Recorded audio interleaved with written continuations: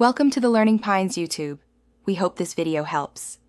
You start by launching Chrome and opening an incognito window so browsing history and cookies won't persist locally.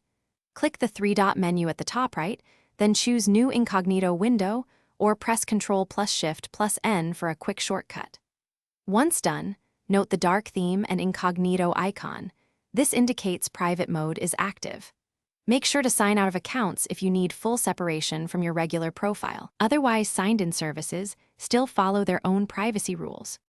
Once the incognito window is open, you can start new tabs for separate sessions. Each tab shares the same private context. Be aware extensions are disabled by default.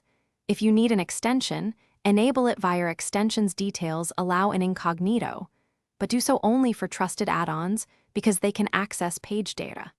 Make sure to sign into services only when necessary. Signed-in sessions still transmit data to those services even in private mode, so weigh convenience versus anonymity. To finish, close every incognito window.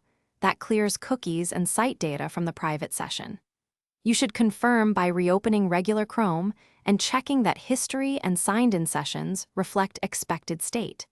If you notice data persisted, make sure no extensions were allowed in incognito and that you didn't sign into a service that stores activity server-side. One troubleshooting tip: disable all extensions and retry.